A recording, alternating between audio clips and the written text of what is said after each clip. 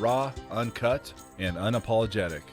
Welcome to Men Talking Mindfulness with your hosts John McCaskill and Will Schneider. Here we focus on helping men and those with men in their lives solve some of life's complex challenges through understanding the practices of mindfulness and how they can help. Each episode is in an environment free of judgment and criticism, with a focus on authenticity and inner peace. Let's dig in.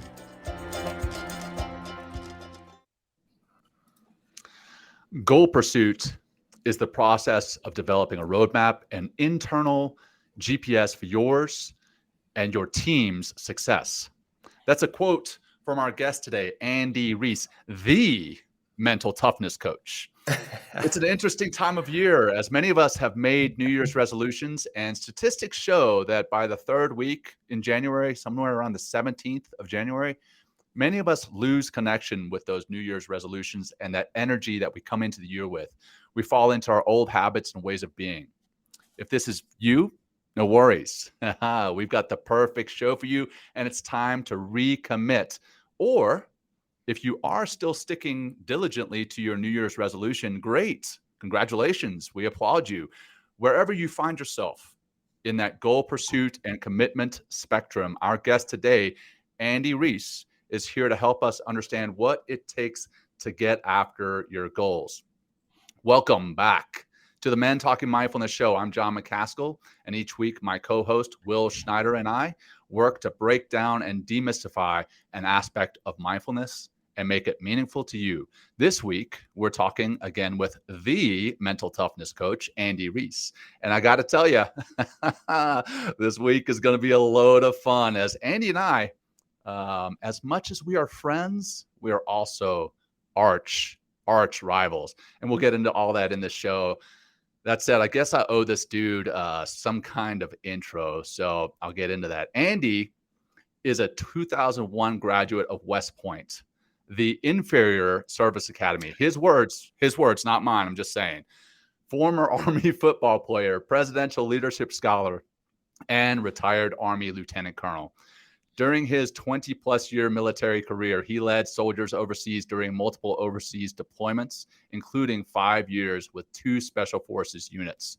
He also taught psychology and leadership at West Point and the Air Force Academy. Note, they would not take him at Annapolis. I'm just saying. After retiring, he served as a mental skills coach for 2 Major League Baseball teams and served as the Director of Defense Innovation at Texas A&M University. His research and teaching focus is leadership, resilience, and mental toughness. He's currently the CEO and founder of Design to Perform LLC. He and his wife have 4 children and live in Houston, Texas. Oh, and he is training for a half Ironman while he's doing all this other stuff. All right. Can't wait to get into this show. It's been a long time coming. But first, I got to turn it over to my co-host over there, Will, for some announcements and our opening practice. Will, brother. All right. Hey, great to be here. Thanks, everybody, for joining us. Andy, thank you so much for being part of the show today and talking to us about goals and goal pursuit, especially at this kind of critical juncture for a lot of people in the New Year's resolutions. And so thank you so much for your time. And thank you, everyone, for tuning in.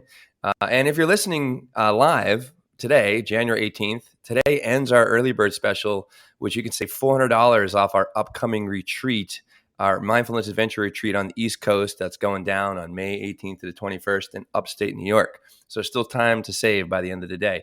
If you're listening on podcast, no worries. As you know, there is still, as of now, there is still space to join this in-person retreat, and there's still an opportunity to save some cash.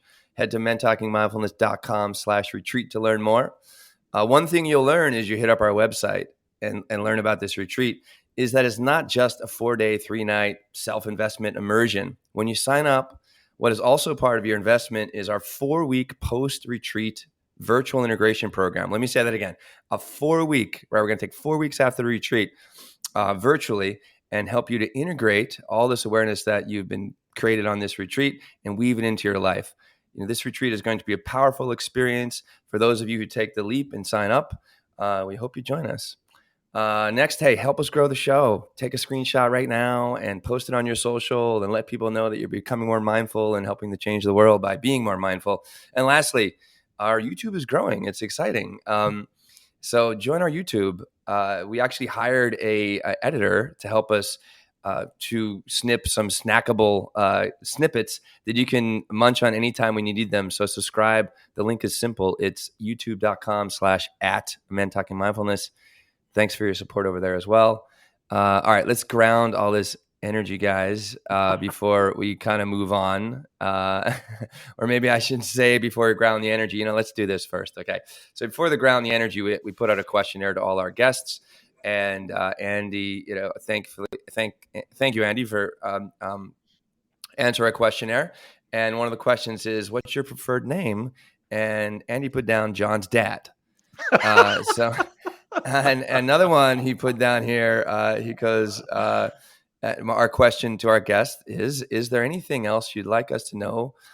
Please provide additional details here. He goes, John sucks. Please, but since he won't stop begging me to be a guest on this show, I kindly obliged.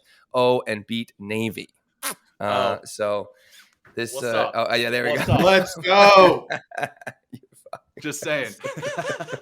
And personally, like I love the water, so I'm definitely have some, maybe a affinity for Navy, but I also love trees a lot, so maybe a little Army guy. Plus, I have a nephew who's a Marine, and my dad was in the Army, so I'm like really confused. Oh man, you're all over. I love both of you. I know I'm all over. I'm like the fucking hippie in New York. Up the road. You're down the river from West Point, man. You like to go up there and hang out, and watch games. And that's it's such an impressive campus, like unbelievable, right on the waterfront. I love passing it on the train as I go up and hike. All right, so hey, let's ground ourselves. Let's do our 5-breath opening practice. So ground those feet. Do what you got to do in order to just be more present to these next 5 breaths. So exhale the breath out your mouth like you're blowing out a candle. Empty all the way out. Pull the navel in and extinguish all that breath. And let's take a big, giant inhale through the nose.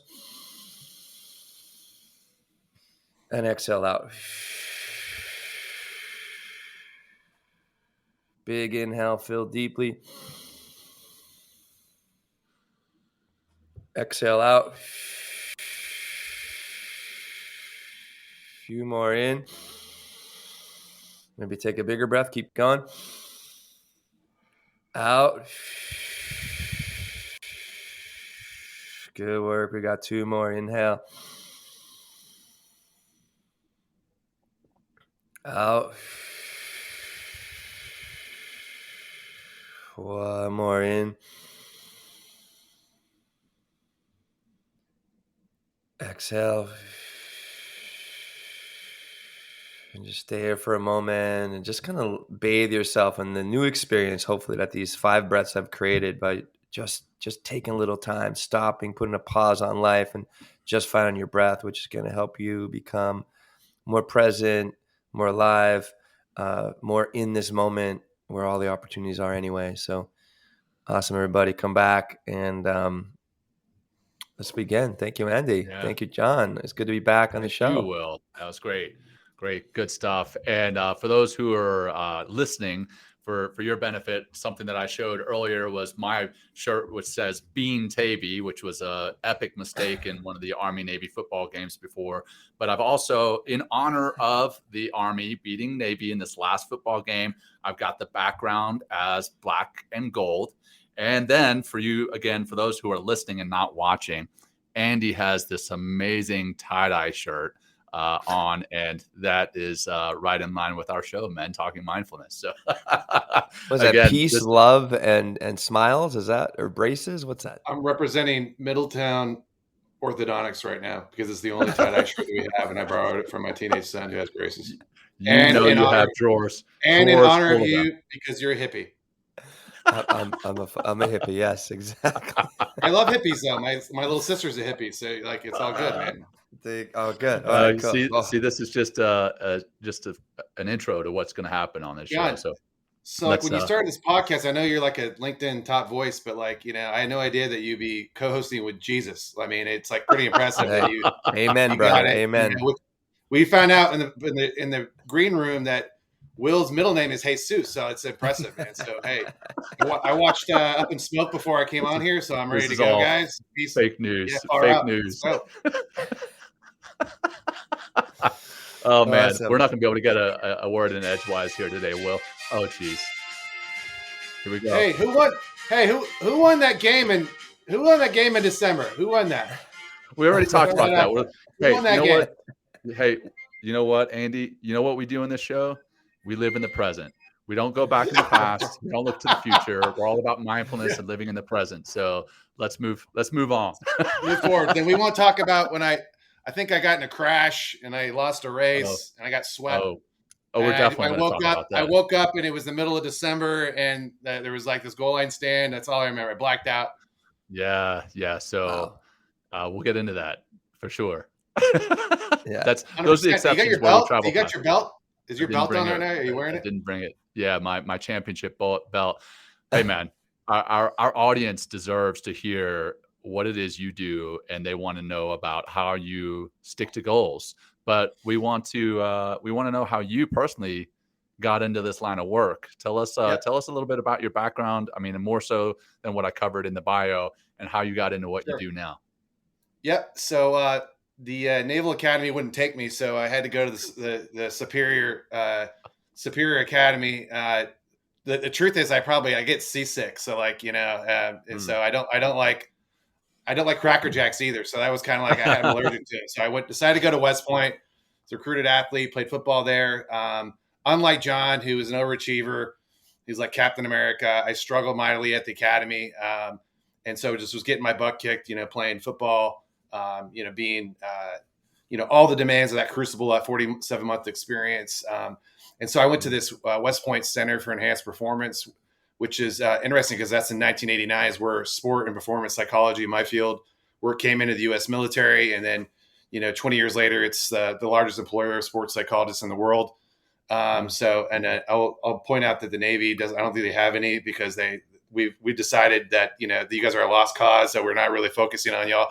No, but seriously, I got help from an officer who had that background, and I started learning about, mental toughness. And, I'd always thought that I was physically tough. I mean, I was a fullback, I was a football player, was, in decent shape, but I always thought that mental toughness was a byproduct of that. But I quickly found that I needed help. And so not from necessarily a behavioral health standpoint, but from more of a skills-based, strength and conditioning-based side of mental performance. And so learned about being confident despite setbacks, how to overcome challenges and setbacks, how to stay committed to my goals, and then how to build, confidence no matter what you go through.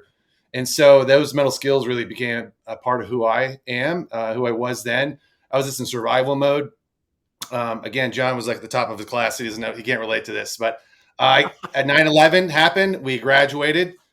Some of us lower in the class ranking than others. I was danger close to the GOAT, which was in honor of the Naval Academy mascot. That's actually the person who's last is called the GOAT. And so I was not the GOAT, but I was really close to that too. GOAT. John, when I hear that, I think greatest of all time. Greatest of all time. I'll be the fucking GOAT. I'll be the GOAT. He is the GOAT. The greatest of all time. Yeah. I got to tell you real quick, funny anecdote while you're telling the story about the GOAT. At the Navy, the equivalent at Annapolis, the equivalent is called the anchor man. And that anchor man gets $1. Ron Burgundy? Okay. Right. That anchor man gets $1 from everybody in the class. So he walks around or walks away with almost $1,000 for being the bottom of the class. But get this, our commencement speaker was President Bush. And they said, hey, you're going to go up there, you're going to shake his hand, you're going to get your graduation certificate, diploma, and walk off the stage. You're not going to do anything. This guy, who's actually still in the Navy, and I think he's about to put on 06. I won't mention names, but if you look it up, it's there in the news.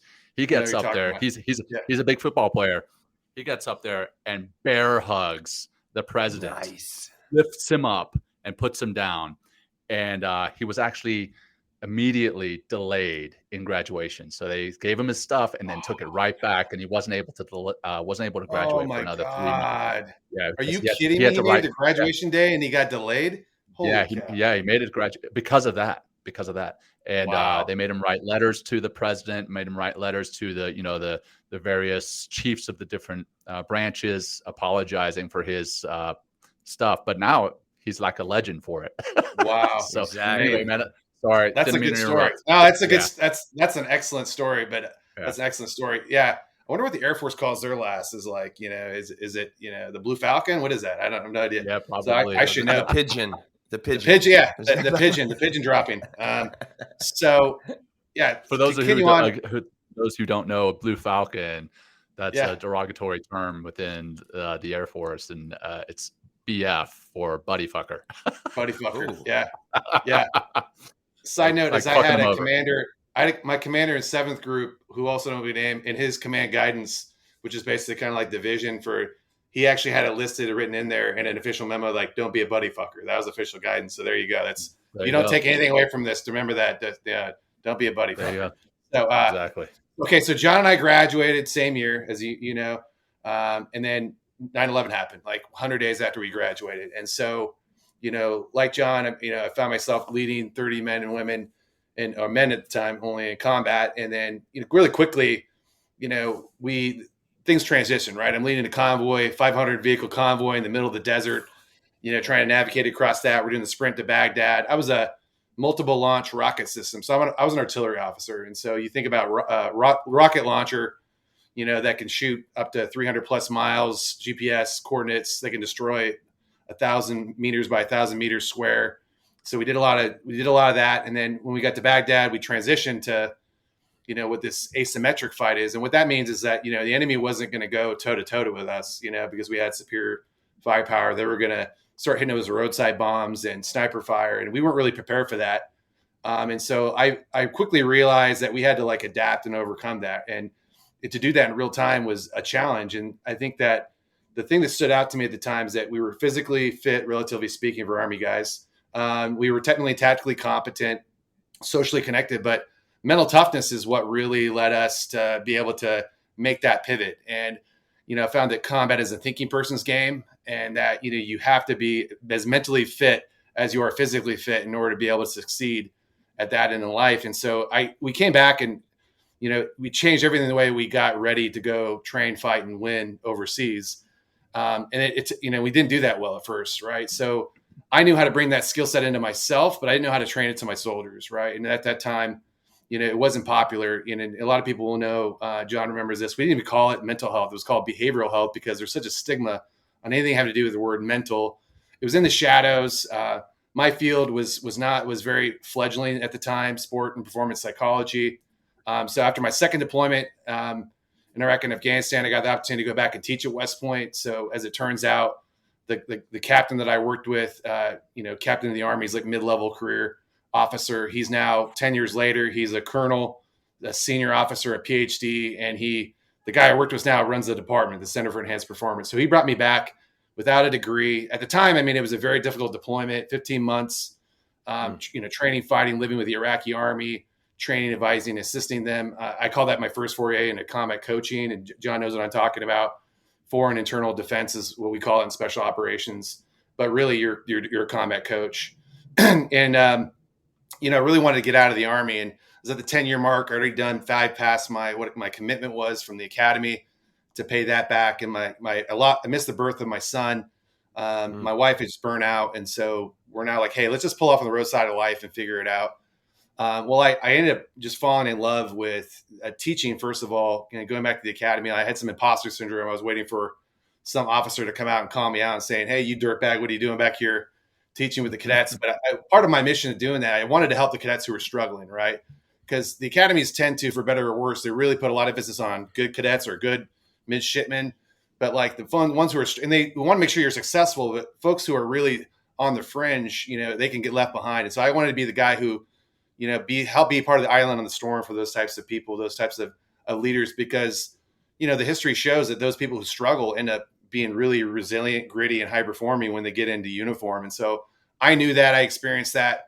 And so, it was interesting at that time in the military is that, we had more soldiers killing themselves at home station than we were in Iraq and Afghanistan combined. And so our nation's leaders said, hey, we're going to do something about this. So they formed a task force, and I got hayed, meaning I got voluntold to go down to the University of Pennsylvania from West Point and be part of this task force. I'm sitting around looking at these colonels, and what I found out later is these giants in psychology, like Chris Peterson and Martin Seligman, Karen Rivich, seminal authors in positive psychology and resilience. And I'm like, what the hell am I doing here? They're like, hey, sit down, Captain Riise. You just got back from combat. You represent, somebody who just got back from overseas, and we want your perspective. And again, I didn't even have a master's degree, right, at that time. And so I really got steeped in that. I helped kind of convert the psychology of resilience, or what I call psychological defense, from what was 5th and 6th grade teachers that all over the world, to converting that to soldiers. I was one of the Army's first mass resilience trainers, helped start the comprehensive soldier fitness program. And then at that time I started working, a lot of my work was outside the academy. So we had a lot of graduates like John and I at this time who had, been reaching back to the academy, demanding that type of training to train your brain, just like you train your body, your team, your character, and your craft. And so, I had started working a little bit with special forces. I had no experience doing that. I wasn't even airborne qualified. I mean, I couldn't exit an aircraft to go to work. So I went back, started working with special forces. They were standing up at the time.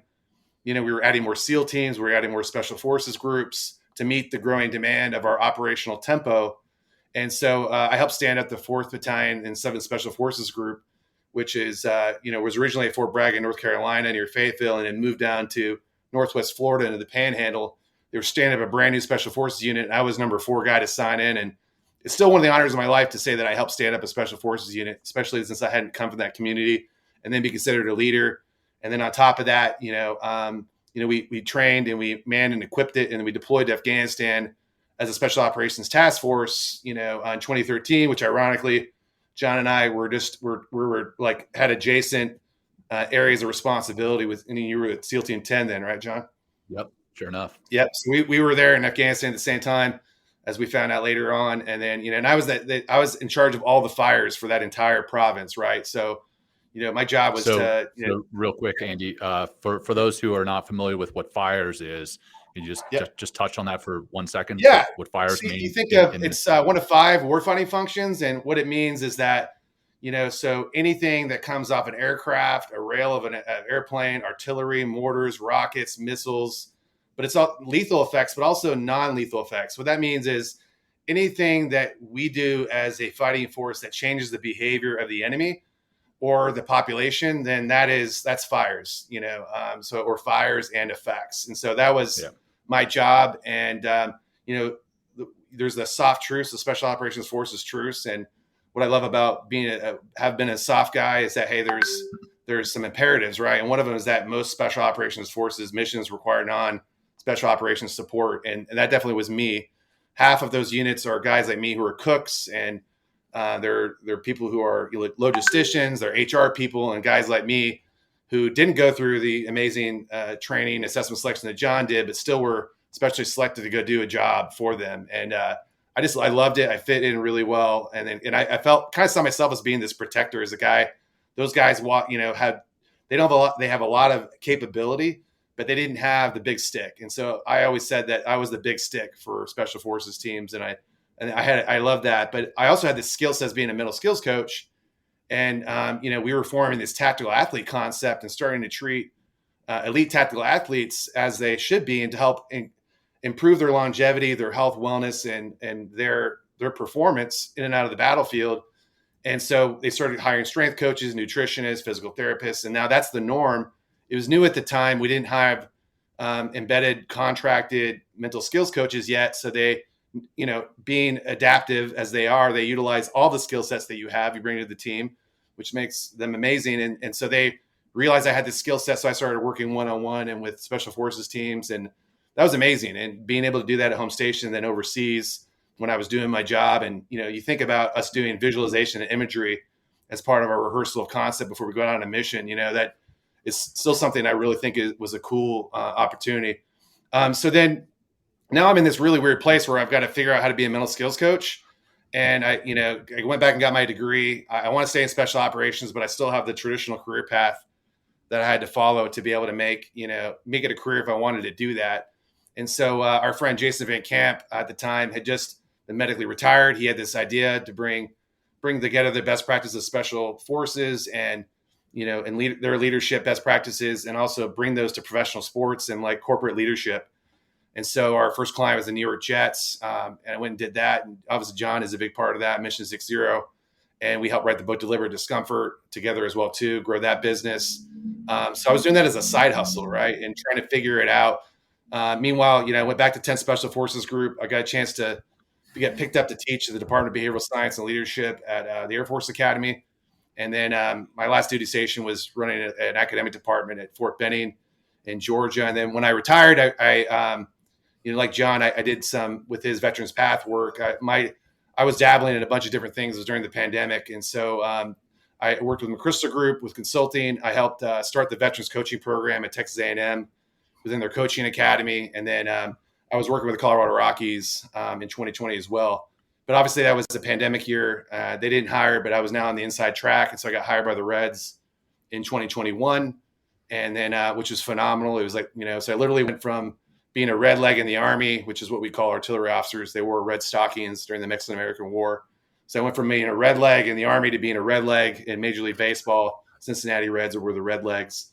And it was amazing. And but I was gone from my family a lot. 20 out of 25 days was on the road. And being a world-class father and husband is really important to me, as is, I'm sure, you guys. And so now I've been gone 20 years. Now I got to, now I'm away from my family. This defeats the purpose why I retired. So I came back, worked at Texas A&M, doing the defense innovation work, but I miss being a coach. So I went out on my own in May. And so started Design to Perform, and I'm doing 1099 or contract work with some amazing folks in the mental fitness space. Who I am as a servant leader and a coach, and my mission is to help leaders and teams become the best version of themselves and develop mental strength to win from the inside out. That's who I am. That's what I do. That is truly who you are. I mean, I know you from the years that we've worked together and hung out together and everything else. And that is truly who you are. And you may have seen me smiling when you were talking about Red Leg. There's a relatively new brewing company here in Colorado Springs, and Will and I actually drank there together at the Red Leg Brewing Company, and it's in our intro. You may have noticed us when we cheers the beer. That's at Red Leg Brewing Company. So awesome. another hat tip to you guys. Yeah, King of Battle, man. And I'd be remiss to say too, like I know I give you guys a lot of shit and so forth, but I have a lot of love for you guys. Like the Greeks had 5 or 6 different ways of love, and this is agape love. That's brotherly love for everyone, and I have a lot of love for you guys and what you do. And I was listening to the episode with Prime Hall yesterday, and it just occurs to me that you got all these, warrior monks who are coming back from our journey, and like Oedipus, and we're coming back and taking this realization that we realize that you have to train all these modalities and domains of the human dimension. And the fact that we're doing it and we're figuring it out together, I think is really special, and I think you guys are creating this forum to where we're bringing this to the forefront. We're bringing it to the mainstream. We're all democratizing how to train your mind. And I'm proud to be a part of that with you guys. So hats off to you. Thanks. No, we appreciate that. Thank you. And that's the one way that we see the show is like this platform for minds like yours and work like yours to get into the front of people's minds, so they can really achieve more of the greatness that they have locked inside. And if they don't access that greatness, like that's when we see a lot of the mental health problems. And so why don't we just jump in with, why don't we just talk about goals? Like, we had, I don't know where you want to start with goals. I mean, it's the thing we talk about at the top of the show, but, what's the best ways to pursue goals? And also I'll add, if you want to throw in there, like what gets in the way of people being, at this time of year, dropping off those resolutions, and then just going into their old habits. Sure. Just to kind of lay down a definition real quick, I guess I play in academia, so, I dabble in definitions of things. So just so we're on do that on the show, man. That's how we normally kick off a show. We always start with definitions. So go for it, man. Yep. So, I think a goal is really kind of a dream with legs, to use a quote that I don't remember who quoted it, maybe Michael Scott or Wayne Gretzky. I don't know which one. So goal pursuit then is the process of pursuing those objectives that you want to accomplish and then growing through the process. Right. And then when I described it, you had the quote, it's going on a road trip, and, but we as humans don't have a very good GPS that's built into us. We do, the hippocampus, right? Kind of help us, it helps us navigate things in ourselves in the world. But in terms of like figuring out who we are now and who we want to be in the future and what do we want to accomplish? Like, we're not very good to that. We have to have a system and a process. And what I love about goal pursuit is that it's one of the most evidence-based processes that are out there. It actually doesn't even come from what I teach isn't just from sport and performance psychology. It comes from positive psychology, cognitive behavioral therapy, acceptance and commitment training, mindfulness, right? So I'm very much an interdisciplinary practitioner. So this comes from social psychology. And the seminal authors are Locke and Latham. I believe they taught at the Ohio State University. I'm not sure if they're still there or not too, but they did a bunch of studies on this. And what they found, what was interesting is that, it's contrary to kind of, conventional wisdom, is that the higher and harder the goals are, the actually more likely you are to achieve them. Right. And so that's what's interesting in that too. But a lot of people, it's interesting to me is that goal pursuit is what I call it, but it's called goal setting in the literature, is that actually it's interesting to me. There's a lot of influencers who are out there who are really down on goals. Like, hey, goals are overrated, and really down in the mouth in terms of goals. Right. I was actually pretty surprised. I love James Clear, but I was really surprised that he was really knocking goals in Atomic Habits. I reread it. I think I have Atomic Habits. And I think because he has a misconception about the process, right? Because goal pursuit has two aspects to it. And then I teach the 4 C's of mental toughness. And so when I teach goal pursuit, let me bring that up. Yeah. You want to throw that up there? Yeah. I won't get into the whole thing. That'll take forever. But the 4 C's of mental toughness, this comes from AQR International. This is what I teach. Yes, mental toughness is actually a thing. Mental toughness is the ability and willingness to be able to execute a set of tasks at the upper range of your potential, regardless of circumstances. In other words, mental toughness, I say, is getting the most out of what you have to be at your best when it matters the most, right? And it's about optimal performance. Like I said, it's not about peak performance or high performance. It's about getting when you have your C game, how do you still get a C plus, right? That's what Ken Riise used to say, who was a late great mentor of mine. But then when you look at the commitment side, there's control, commitment, challenge, and confidence. Those are the 4 elements. There's 2 sub-factors. And so when I look at commitment, you see there's 2 really key aspects to goal pursuit. One of them is about goal orientation. And what that's about is about the process, right? That's the process of taking the steps one thing at a time, and the attitudes and behaviors that associated with, the journey, right? Like if you're going on a road trip, and it's like going on a mission, right? The other piece is achievement orientation. Now that's actually what James Clear and a lot of people are thinking about, because they're thinking about getting stuff done and achieving results.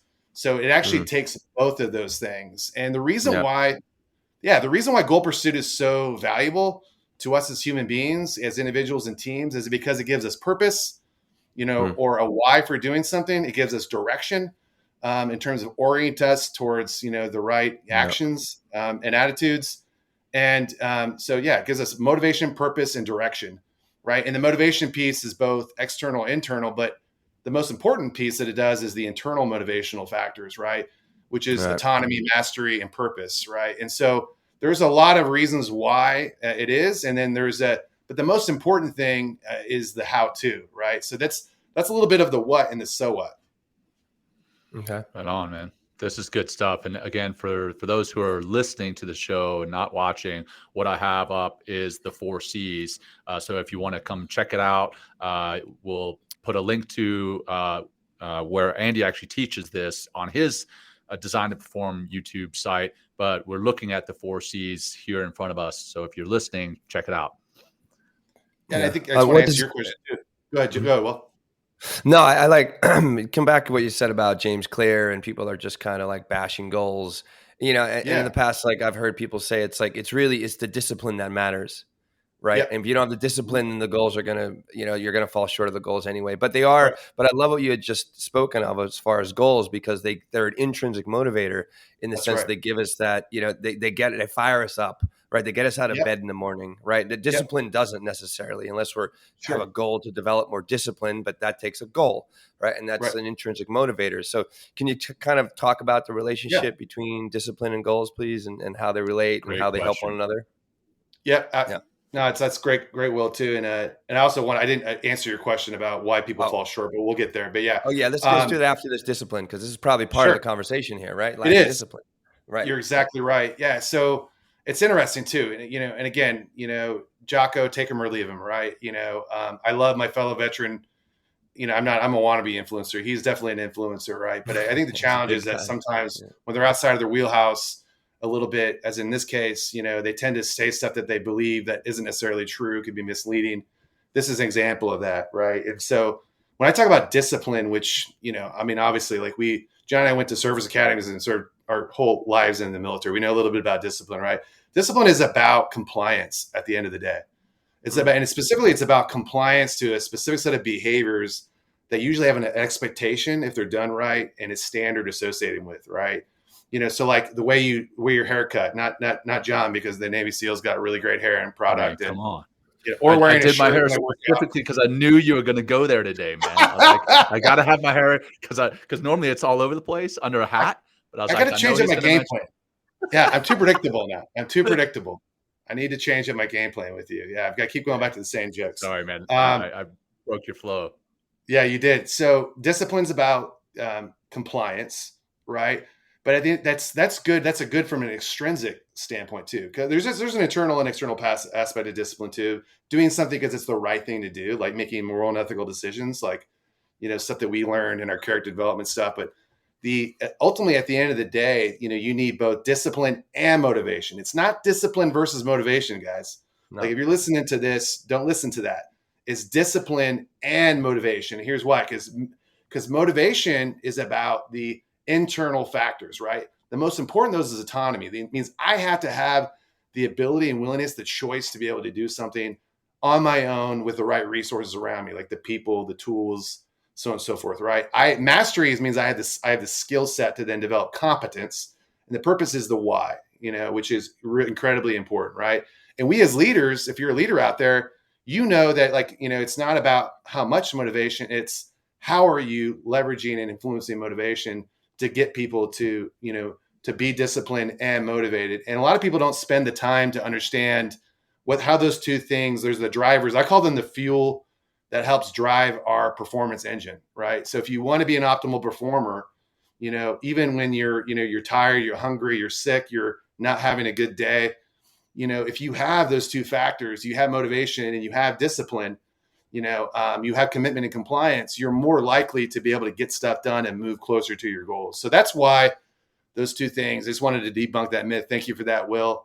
And I think that's a big reason why people fall off the wagon. Like John fell off the wagon after he crushed me in the half Ironman. He completely just fell off like the pony cart, I don't know. I know what happened to the guy. Strava was just blowing up left and right. And then all of a sudden it went dormant. I'm like, come on, man. I collapsed my lungs. What's your excuse? Not joking. John actually has a life, unlike me. So he's actually a world-class father, and he makes me feel bad about myself all the time. Oh, no, I know you're a world-class father. No. Well, so anyways, where was I? So the reason why people stop, the gyms are full the first week of January, and then they're completely empty by February. And you're like, man, I can, finally I get to go, use the machines again. The reason why is that people tend to set them, which is why I don't use the word setting, and then they forget them, right? And then so again, that the motivation and the discipline really isn't there, so those factors, the things will wane, right? And so you fall back to your dominant habits, especially if there's a change or something that's disrupting what you normally do. It's like you have these neural pathways that, are really what you fall back on in terms of what you do subconsciously. So that's what happens. You fall back into those existing patterns in terms of how you think and what you do, and real behavioral change doesn't really happen because it takes about, some studies suggest between 44 to 60 days to form a habit, right? Right. Well, you mentioned there's, in order to really be effective at getting shit done, pursuing something, so goal, I think anybody can have a goal because a goal inspires, right? That's right. But there is, you guys are lucky in the sense, or lucky you made the choice to join the military because you naturally you're forced in developing a tremendous amount of discipline, right? I mean, I know I'm kind of accurate in saying that, right? Yeah. So what if I think there's some discipline that you already have inherently, and the military just helps to kind of polish that up. And it sets the conditions. It creates the environment and sets the conditions for discipline to happen. Yes, you're right. And have the habit of discipline, right? That's right. What if I have a great idea, I want to write a book, or I want to go out and climb a huge mountain or something like that. Right. Yeah. And so I have that inspiration is running inside me to get that done. But I haven't developed because whatever, I just had a bad upbringing or I was lazy at school or just kind of fumbled through life. It's like, so how do I, the other side of that equation is the discipline. So what are some steps or baby steps that you do that need to be there in order to meet that other half of the equation of the inspiration of the goal itself? Like where do you start if you need to develop better disciplines or just develop the skill of discipline, or at least enhance the discipline you already have in order to achieve and step in to the arena, if you will, right? Of really kicking ass and pursuing your goals. Yeah. I think it starts with being willing to do things that you don't like to do. Right. And so I think, discipline happens when you start to, and again, like, it's cliche, deliberate discomfort. I wrote a book called that. All right. Got it, guy. Okay. Right. Get comfortable being uncomfortable. What the hell does that mean? John, I heard you the other day in your podcast. We haven't talked about it, but Limitless with, Chris Hemsworth, it's kind of really cool show that I know Becca likes it because Chris Hemsworth takes his shirt off. He reminds her of your younger self when you used to not wear shirts. But anyways, it's really interesting because it's like, all right, and again, I wasn't a big cold shower guy. I mean, this is a good example of that. And I'm starting to dig into, cold water plunges and, how that can help your longevity and how good it is for your physical body and how it resets things. I mean, I was blown away. I was like, this is really cool. Like, okay, yeah, I've seen Wim Hof, sitting in a hot tub, in Finland or where the hell he is. And I like his breathing method, but I didn't really know about the science. And so I started doing that. Right. And it's uncomfortable. Right. I mean, I just did it the other day right. And John was doing snow angels while he was feeding the chickens and pigs. Teresa Larson, I don't know, she may not have posted it yet, but she sent Will and I a little preview. She literally covered her entire body from head to toe in snow. I mean, like she's standing up all the way up to here. Yeah. In snow, putting herself into that extreme temperature because of what it does for your longevity. And I can also tell you, we can't see her right now, but we have our EA in the background. And I know for a fact she's shaking her head saying, no way in hell am I ever doing a cold shower. It started off with just 30 seconds. I tried doing that. I'm like, I discovered that in my shower, like it doesn't get cold enough. It's got a governor, so it kind of pisses me off. So, but again, like what I started doing, and this is simple. I've got a neighborhood pool, with my floaties on, as John says, and I'm in there and I just did 1 minute in. It was probably like 48 degrees. 1 minute in up to my head, dump my head, get in.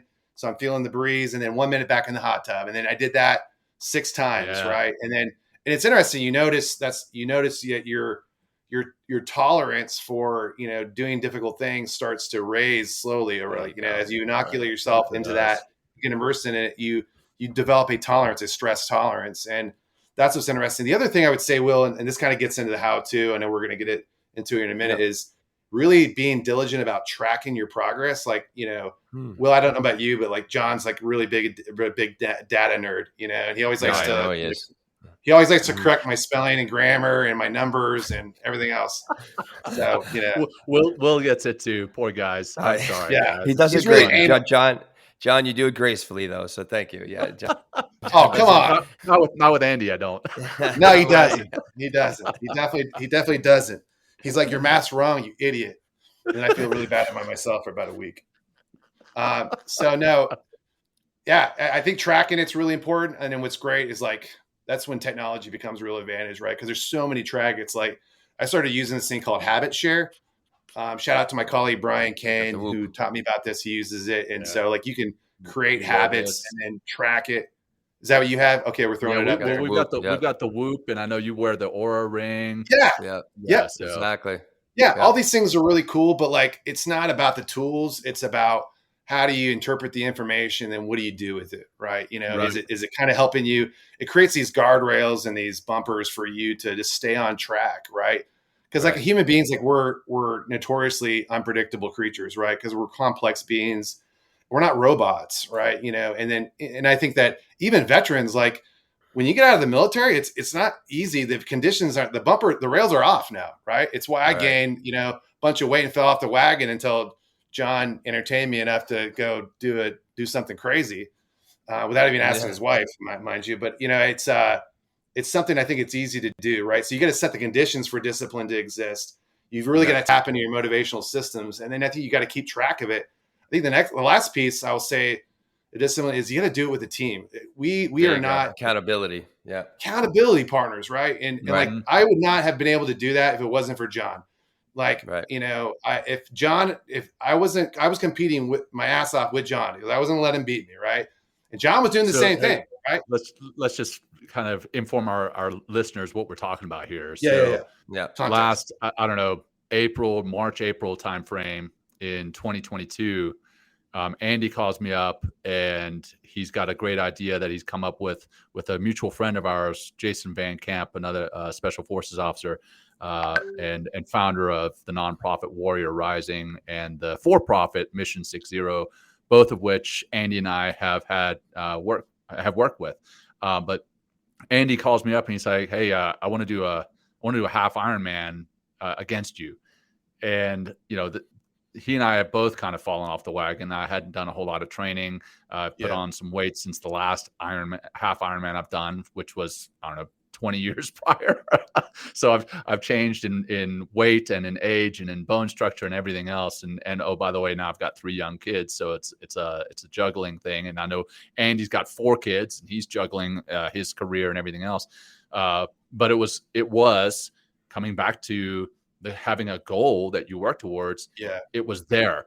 And here's the kicker.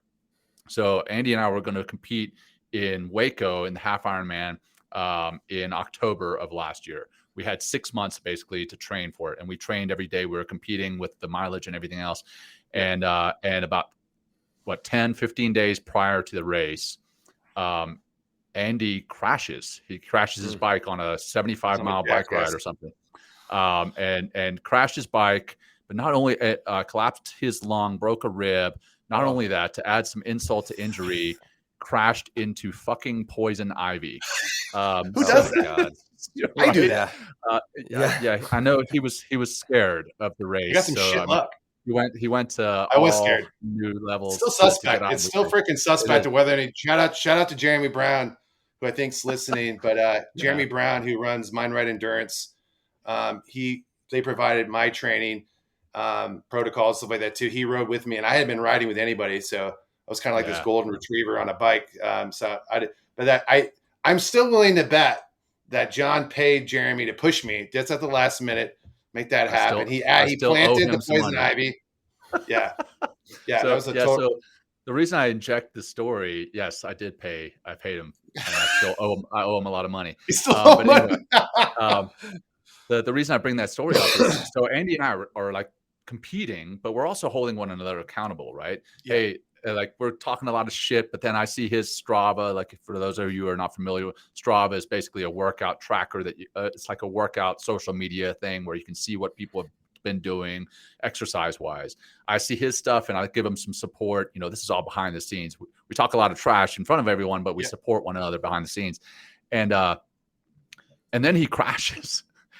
And this is, again, 10 or 15 days before the fucking race.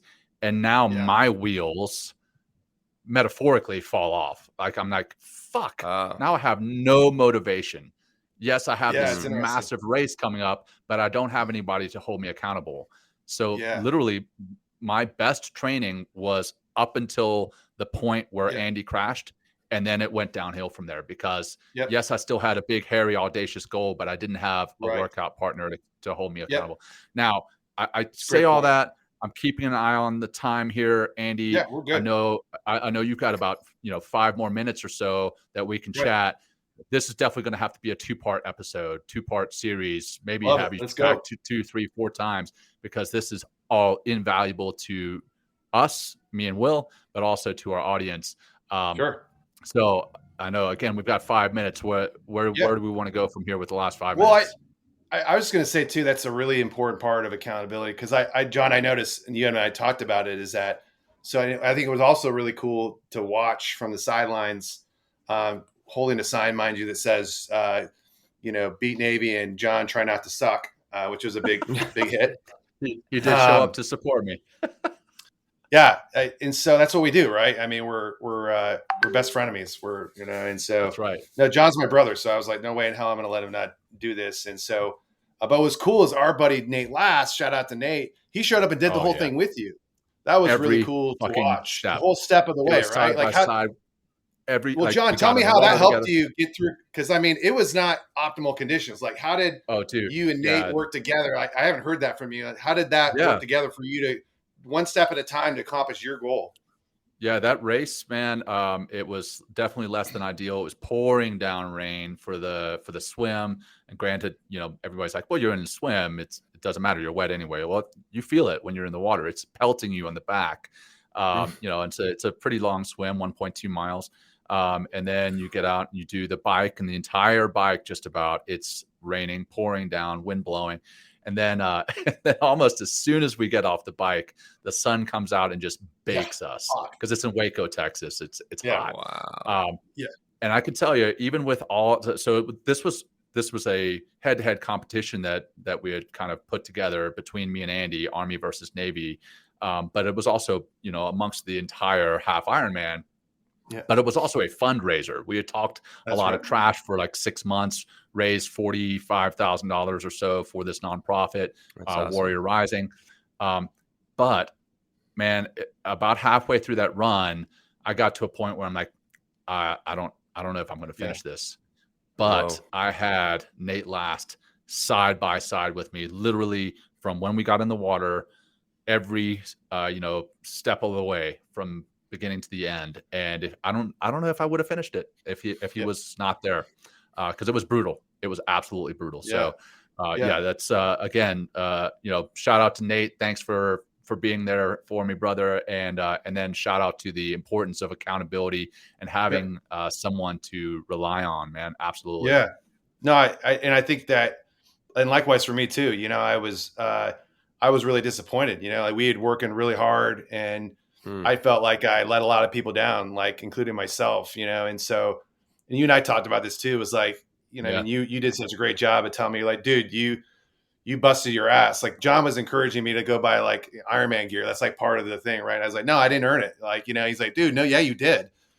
So my self-talk, that chatter you have between the ears that we default to negative. I mean, John was kind of stepping in, helping me get more neutral.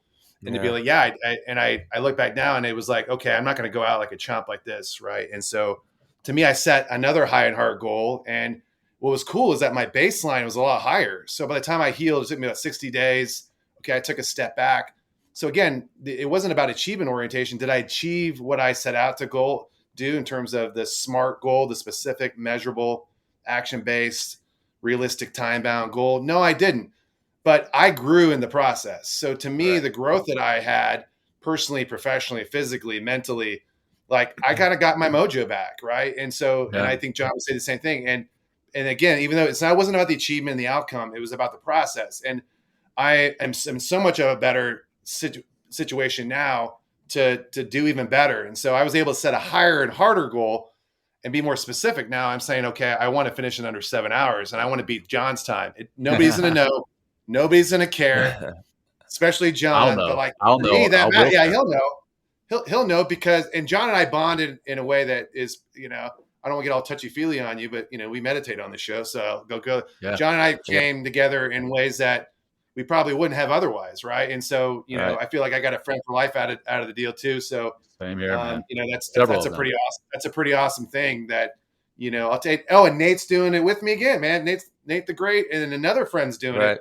So we're doing this so our goal now is to do a half Ironman on April 2nd. It's a Sunday. More to follow on that too. I have a new purpose. I'm running for Team Red, White, and Blue. I'm an ambassador for them now. Because one of the things I realized, and I also learned through this social connection, this community, this tribe, I was missing that in person. John was freaking awesome, but I really wish that I would have trained with a team. Mm-hmm. And I know I needed that. So that's why I joined Team Red, White, and Blue. So I'll be racing for them. My buddy Daniel Roby from Presidential Leadership Scholars, he runs Austin Street. It's a homeless shelter in the Dallas area. He's raising money for them. And then Nate's like our adult supervision to make sure that we get across the finish line. So I think that's a good example. Like John, hey, what does it take to do something hard? And I think what we've broken down today is like, hey, you got to have motivation and discipline. but you got to have a team around you. Right. And so, and then we'll get it. I think as we get into the next session, we'll really get into the nitty gritty. We're going to get into the how-to, the 4 phases, the 4 phases of goal pursuit that I use. John will recognize this. I waffle back and forth. I'd like to get the audience's opinion. I either call it detect, decide, deliver, and assess, which is a targeting methodology. That's a way that in the military that we identify and go after targets for that behavioral change I was talking about. Another way I describe the 4 phases is either plan, prepare, execute, and assess. And then there's steps that are in between that we can go into in detail. And then I've got a bunch of resources that are related to that we'll get into next time. So let's talking about resources. Before we get into the kind of wrapping up of this show, again, we're definitely going to have you back because you've got so many things to share with us. How can our audience get a hold of you? What's the best way for them to get a hold of you? Absolutely. I just ride in John's vapors on LinkedIn once in a while, but I'm trying to. What's that? Will? No, I just think I did. Everybody does. He's the top voice. You know what I mean? Like everybody's come on, man. It's a big deal, man. It's the other belt he wears. It's when he's feeding the chickens. LinkedIn's my strongest kung fu on social media, and so definitely follow me there at Andy Riise, and then obviously Design to Perform. That's my company. I'm on Instagram, trying to figure that out, and then Twitter once in a while. I'm trying to expand into Facebook, and I got a YouTube channel just like you guys, trying to get into that space as well too. Website's coming up, but it's going to be www.designtoperform.org pretty soon here as well. You can check me out. I'm also affiliated with Limitless Minds, which is a mental fitness company. It's owned by Russell Wilson, the quarterback for the Broncos. Yes, he did not have a good year, but I guarantee he'll be back next year. Right down the road. Yeah, man. Yeah, go Broncos. And I'm also affiliated with Team Red, White, and Blue as well. Into Growth is another company I work with, an executive search and leadership company. But all those affiliations are kind of on my LinkedIn and what I'm related to, and how you can find me is those ways. Solid. Well, that's awesome, man. And we'll definitely put that all in the show notes. That said, I know you've got like 2 minutes before you got to bolt. So if you could lead us through maybe a 1 minute, wrap it up, closing practice, and then we'll say goodbye. Okay. As long as you're not driving distracted, I want you to stand up wherever you are too. So go ahead and stand up, fellas. Stand up. This is a grounding technique that I like to use when I get on Zoom calls with groups. So what I want you to do is I want you to roll out your shoulders, roll out your neck. So I want you to do a quick body scan on the top of your head, scan it all the way down through your shoulders, through your legs, down to your toes. I want you to wiggle your fingers and your toes.